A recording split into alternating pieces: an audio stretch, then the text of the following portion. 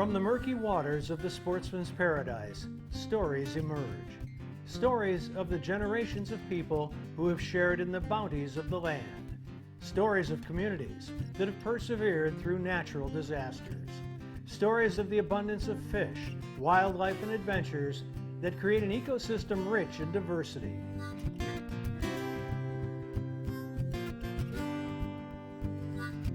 And from the silted banks of the mighty Mississippi to the soggy marsh bottoms, from the tops of towering pine forests to the depths of the salty Gulf, human and animal have shared this fortune for centuries.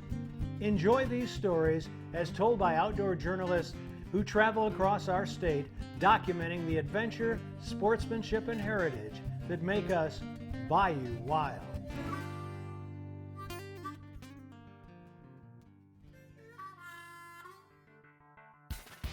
On this week's show, we climb aboard a commercial shrimping vessel for a hands-on look at how Louisiana shrimp go from the water to the consumer. It's an awakening, you know. They think you just go to the grocery store, well, where does it come from? Well, if it comes from imports, you don't want it anyway. But, you know, for the amount of time and effort that it takes, and the sad part about it, I got more shrimp in the 70s than I'm getting now. More for shrimp in the 70s than I'm getting now. So the industry is dying, and nobody wants to help us keep it. They love what we cook, they love what we bring, but nobody wants to help us keep it. We're afraid that's going to change. Also, learn how Louisiana biologists set shrimp seasons and the factors that play at managing the state's shrimping industry. So sampling goes on year-round to monitor these populations, to gather information on growth, distribution, abundance, as well as measuring those environmental and hydrological conditions that might impact shrimp growth, distribution, and abundance.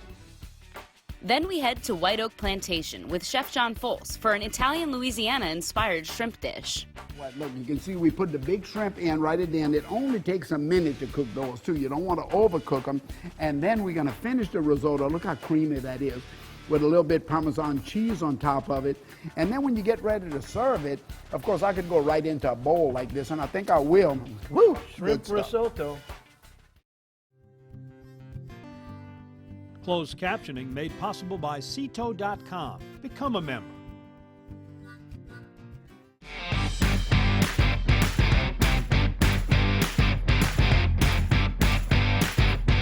I won this boat fishing the CCA Star Tournament. Felt surreal for about a week. My name is Amelia, and I'm from Abbeville, and I won this boat.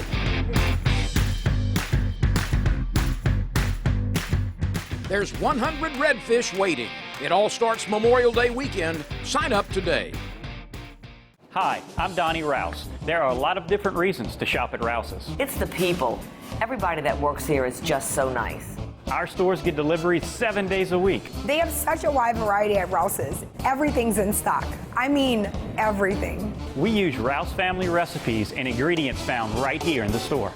It's the food. Rouse's food tastes like homemade. And they're local. Like us. We also have great prices.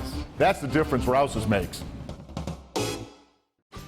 I've been using Louisiana fish fry products so much, even the kids are getting into it. Funny yellow bag, pour and boil, a great crawfish every time. And whether you're boiling crawfish, shrimp, or crabs, Louisiana fish fry products use the perfect blend of garlic, onion, spices, and salt for your seafood boils. So look for the bright yellow bag and pour and boil with Louisiana fish fry products. Seafood is big business in Louisiana, and for the Louisiana shrimper, that business is getting tougher with each passing day. Aboard the Piruga, Captain George Barrison shares a hands-on experience of a day in the life of a commercial shrimper.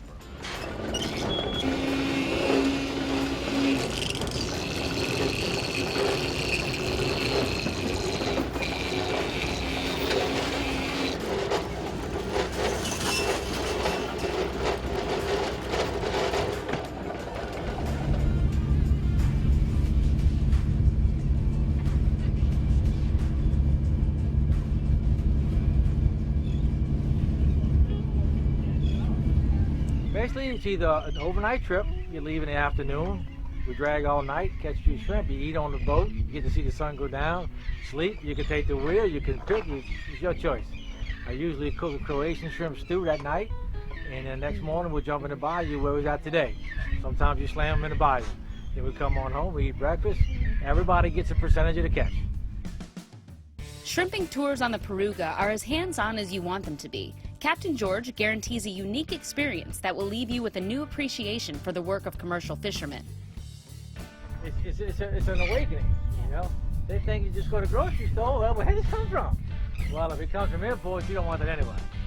But, you know, for the amount of time and effort that it takes, and the sad part about it, I got more shrimp in the 70s than I'm getting now. More for shrimp in the 70s than I'm getting now.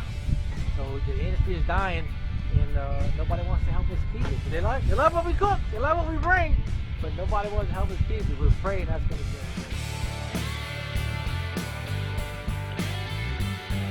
So, being a deckhand, I'm pretty used to long days on the water, 16-hour days, but you have a newfound respect for shrimpers if you go out with them. Your alarm clock's going to go off not so much early morning, middle of the night, really, and you're only moving about 8 miles an hour, so it takes a little while to get out there. They're physically moving stuff all day. It's a lot of work. It's not quite non-stop, but it's a long day, and there's a lot of sorting, a lot of dirty stuff to get through, and of course storms as well. So you got to appreciate what they do, and you should never complain about how much shrimp costs when you see how hard this is.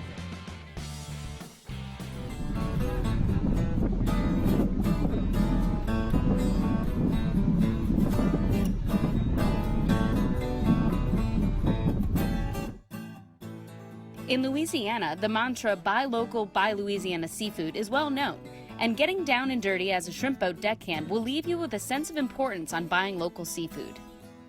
I want the people to have the opportunity to see, come out here, enjoy it, see what it's all about before they kill it.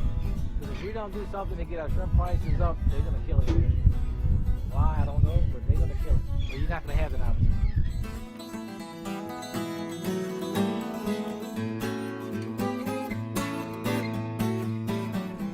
On the letter rip. Woo! Yeah! Let's get to work. There you go. Yeah, so far, every trip I had, everybody wants to get, and the women, I never thought I'd see this. They put their hair back, and they get there, they want to try and save every little fish, you know, and they want to save everything, they want to get in the middle of it. It's fine with me. And then they want to start talking recipes on the way in. How you cook that? How you cook? So I can't tell you that, I forget you. So everybody knows that I deckhand, and in the wintertime when we can't catch live bait, these are primarily what we use, pogies, dead cookies. We buy them in a box. Now we know where they come from. What are you going to do with one of these? Put that over here.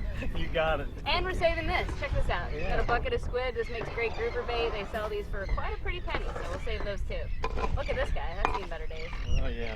Well, he's got to go. Good size shrimp here.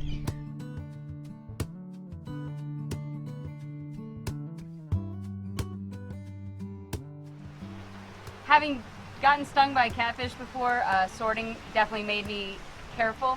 I wanted to use the rake a little bit more than my hands because, of course, you still get those catfish in there and they'll stick you really good. So sorting was cool. You see all kinds of bait, anything from pogies to hornbellies to eels to catfish, flounder, baby flounder, even a couple baby pompanos were in there. We didn't see too many crabs, though, but there's certainly a lot of bycatch. I used to pride myself on fish identification, but this is one I've never seen before. You can't help but fantasize over all the different possibilities in the kitchen while you sort hundreds of pounds of shrimp. Well, you see, you got fried shrimp, blackened shrimp, stewed shrimp, boiled shrimp, shrimp po' boy, shrimp stew, shrimp gumbo, Cajun shrimp. We got stuffed shrimp. It's pretty shrimp. much the fruit of the sea. It doesn't get any fresher than a piping hot pot of Croatian shrimp stew prepared by Captain George, with the shrimp that were swimming just minutes before. Everybody looks kind of hungry. All that work and all that rain making us hungry. I don't think anybody's going to complain. While a hearty meal simmers, the shrimpers' work on deck continues.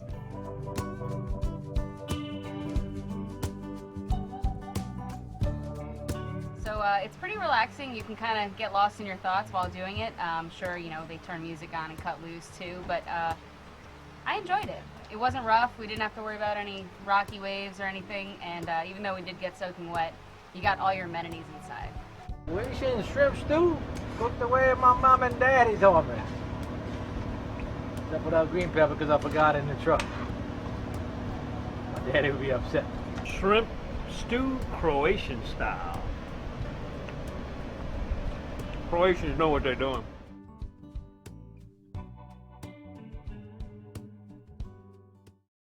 Coming up next, the Louisiana Department of Wildlife and Fisheries shares first-hand information on the task of managing Louisiana shrimp stocks. When we actually boil it all down, we're collecting in excess of 3,000 samples in a given year to provide the needed information to manage the fishery. Hi, I'm Miss Louisiana Holly Conway on behalf of the Louisiana Propane Dealers. I'm sure you know that clean, affordable propane gas is used in houses across our state. It's used in cooking, hot water heaters, drying clothes, and heating homes.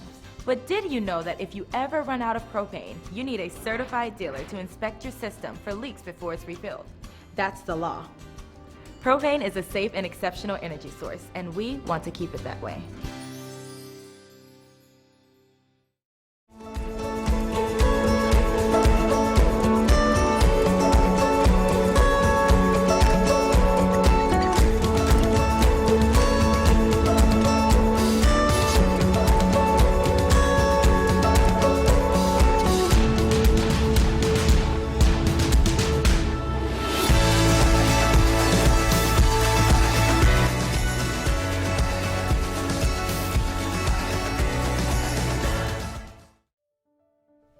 The iconic whooping crane is back in Louisiana.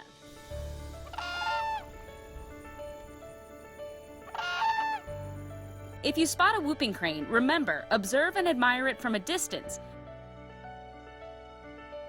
And always report any harmful activity. You can always help the Louisiana whooping cranes thrive by donating to lawff.org. Thank you to Chevron and the Louisiana Wildlife and Fisheries Foundation for their generous support.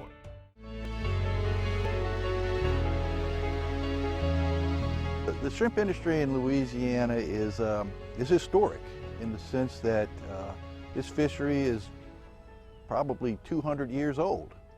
In terms of the importance of the fishery, it's the state's largest and most valuable commercial fishery. In the sense of its importance to the culture and the economy of the state, it has a tremendous impact. Many of our coastal communities were founded on the shrimp fishery as ports.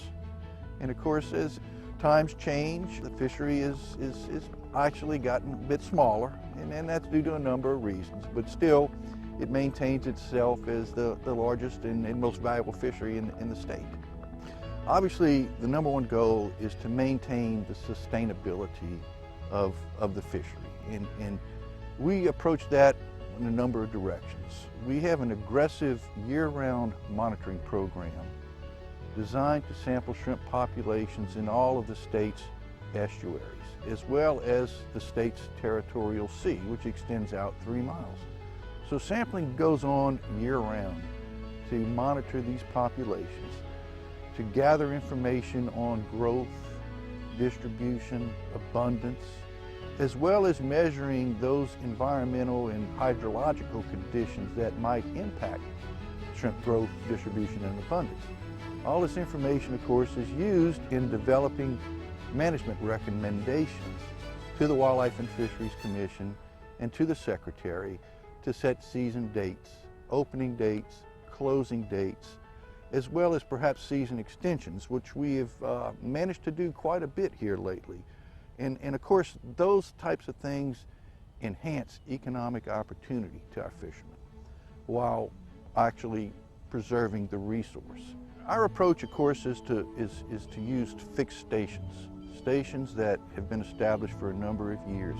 We have standardized procedures in terms of the tow time length of trawl samples. For instance, we may use a 6-foot trawl to monitor populations in the shallow parts of the estuary. We may use 16-foot trawls, larger trawls, to actually monitor those populations in the larger lakes and bays. It gives us a better overview of the entire population. We actually collect and record environmental conditions such as tidal level, certainly salinity and water temperature, because those are two critical components in shrimp growth. We actually sample over several hundred different stations through the course of a year. And when we actually boil it all down, we're collecting in excess of 3,000 samples in a given year to provide the needed information to manage the fishery. What we do is, once we pull the trawl up on board, we'll untie the tail of the trawl, and then we'll empty the contents into a sorting box. Some samples we actually may bag and take back and look at them in a laboratory atmosphere. If the sample's not too large, we may choose to work them out in the field. But what we're looking at is identifying and counting not just shrimp, but every animal taken in that trawl sample. We take measurements of these animals. We record that data onto a field sheet, and then that data, of course, is inputted into a database. And from there, the analysis can be done. Well, certainly the importance of the shrimp fishery, as well as the other states' major fisheries, is important from a cultural and an economic standpoint. For instance, a study completed in 2008 estimated that the economic benefit or the economic impact to the state from the shrimp fishery was in excess of $1.2 billion. It's a staggering amount.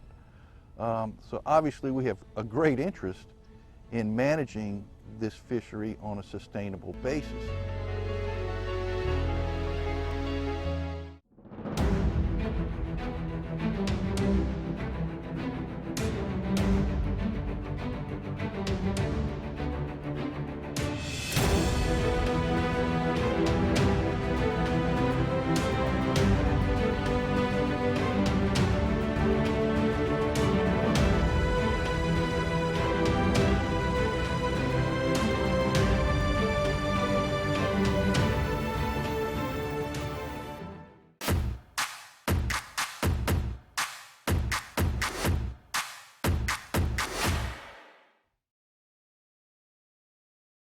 If you're lucky enough to bag a deer or a hog this season, bring it here to Double D. Double D processes hogs and exotic game and guarantees your product is always the meat you brought to Double D. Double D Meats in Bogalusa, home of country smoked, spicy jalapeno cheddar, and other customized flavors.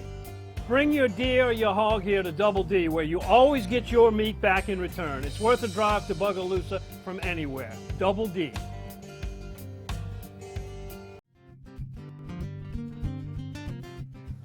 And it's summertime, and shrimp are at the peak of the season right now, so we're here with Chef John Foltz, while those shrimp are readily available, for a shrimp risotto. This is one of my favorite dishes, risotto. You know, the arborio rice of Italy was brought to Louisiana, so many years ago, and now it's made its way into these classic dishes. But what I'm finding, and I'm sure you do too, traveling and bringing groups with you, people are so in tune to food television, Food Network, our cooking shows. People are wanting to cook dishes that they heard about, read about, or tasted on their vacations and everything else, and risotto is one of them. And risotto is that Italian dish where we're using seafood. Today we're using Louisiana shrimp, some of our mushrooms, and arborio rice, of course, is a short grain, fat rice. It's kind of fatty in shape, and we're going to put it right into the oil like that. We're going to put it right down in there. This isn't going to be cooked with water first. So I'm going to just kind of put this in, stir it around, and then I'm going to add a little bit of, give me a little bit of that stock right there. I'm going to kind of toast my rice first. Normally you put the water in with all of the ingredients, but you can put it on in there. But I'm going to start mine off because I want to toast the rice just a little bit, which is unconventional in risotto. So you can put me one more little ladle in there, and I'm going to kind of cool my skillet down. In the toasting of the rice on the front end in the oil, will start to give it some really, really nice flavor. Now, normally I would let this water kind of cook out of it, but going into it next, would be some of the main ingredients of the risotto. Now this is showing up in hunting camps, this is showing up in fishing. I'm sure you've seen it all over the place. A little shallot, a little garlic going in, things we Louisianians like. Mushrooms of every kind, especially oyster mushrooms. I see oyster mushrooms going into the dish all the time. And as you can see, the rice continues to suck up all of that wonderful liquid. So now with the seasonings going into it, I'm going to put a little sweet red bell pepper. I'm going to stir that around a little bit. And risotto is a classic dish that came to Louisiana with the Italians right after the Civil War. So about 1865, we start to see them come in, see this dish coming in.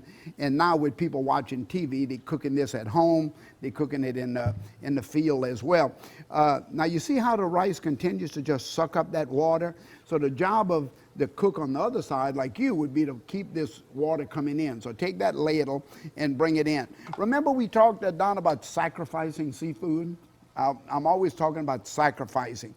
Whenever I make seafood dishes like this, I'm always thinking about how to put enough of the shrimp. This is a shrimp risotto, shrimp and asparagus. So I always want to put enough shrimp in there to just kind of cook it away. Just let it cook into that rice, flavor that risotto, let it go ahead and cook away. And then at that point, I have my risotto, I have my rice there. Let me put a little more heat on this. I have the rest of my seafood ready to go into it at the end, right about the time I'm getting ready to serve it. So again, we're going to come in and stir that, and you can stir this around for me a little bit. I'm going to put asparagus in here, but you could put anything in the world, any vegetable you want. You could put carrots into it. You can put what I love asparagus because it looks good in the dish. You see that red, that green, we eat with our eyes first, right? So there you go, stir that around nicely.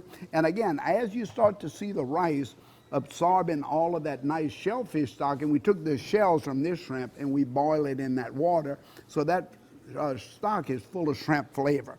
I'm going to put a little bit more of this diced mushroom in here because you want that earthy flavor. I've already put some in. I'm going to put a little bit white wine into it, and you can put me another 2 ladles of that shrimp stock. Got the idea how it's coming together. I'm going to put just a little bit of cheese in it too. Now, once this starts to cook, and right before it's going to take about 30 minutes, and we continue to stir, we continue to bring everything that's going to suck up that shrimp stock is going right into that arborio rice. Right when it's all done, I'll take these head-on shrimp, and I'm going to lay them all on top and steam them inside the risotto, so when we plate it up, everybody's going to see what it looks like when we finish up. Yep. We're going to fight over those. So we're going to do those when we come back, okay? All right, shrimp risotto, the finishing touches when we come back. From the Italianos. Discover the taste of Louisiana that's seasoned just right. Boiled to perfection. And rich with tradition. A taste that's savory, crispy, and a little sweet. Discover the taste of Louisiana fish fry products. Hi, I'm Donnie Rouse. There are a lot of different reasons to shop at Rouse's. It's the people. Everybody that works here is just so nice. Our stores get deliveries 7 days a week. They have such a wide variety at Rouse's. Everything's in stock. I mean, everything. We use Rouse family recipes and ingredients found right here in the store. It's the food. Rouse's food tastes like homemade. And they're local. Like us. We also have great prices. That's the difference Rouse's makes.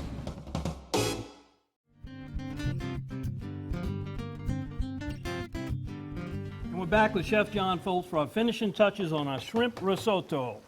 Oh, I tell you what, look, you can see we put the big shrimp in right at the end. It only takes a minute to cook those too. You don't want to overcook them. And then we're going to finish the risotto. Look how creamy that is, with a little bit Parmesan cheese on top of it. And then when you get ready to serve it, of course, I could go right into a bowl like this, and I think I will if I can just dump it. Look how beautiful that is. I'm going to just move that risotto right down into that bowl. The big shrimp will fall right on top of it.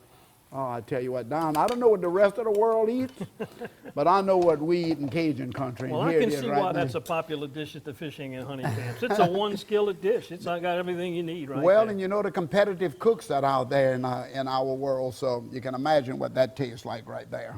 Woo! Shrimp risotto. One thing I heard a long time ago, never trust a chef who won't eat his own cooking. You got no problem with Chef John Folse. No problem with either one of us. Huh? Either one. See y'all next time. White Oak Plantation with Chef John Folse. Try that risotto, y'all. In 1967, Dutch Stogner realized his dream to run his own meat market. 50 years and 3 generations later, Double D and the Stogner family still operate with Dutch's original commitment to quality. Pick up some Double D sausage today and share your good times with us on Facebook.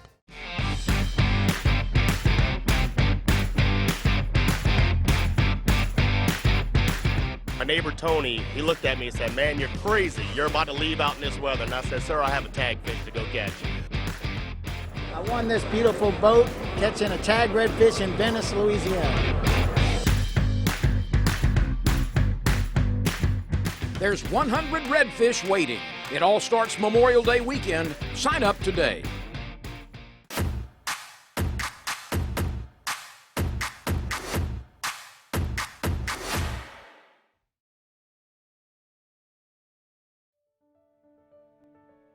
Whooping cranes are back in Louisiana.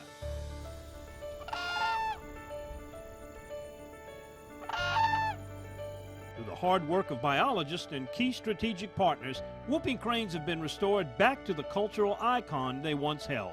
But you can still help. To donate to the Whooping Crane program, visit lawff.org. Thank you to Chevron and the Louisiana Wildlife and Fisheries Foundation for their generous support. In 1967, Dutch Stogner realized his dream to run his own meat market. 50 years and 3 generations later, Double D and the Stogner family still operate with Dutch's original commitment to quality. Pick up some Double D sausage today and share your good times with us on Facebook. Hope you enjoyed this week's Bayou Wild TV. We'll be back again next week with a new edition.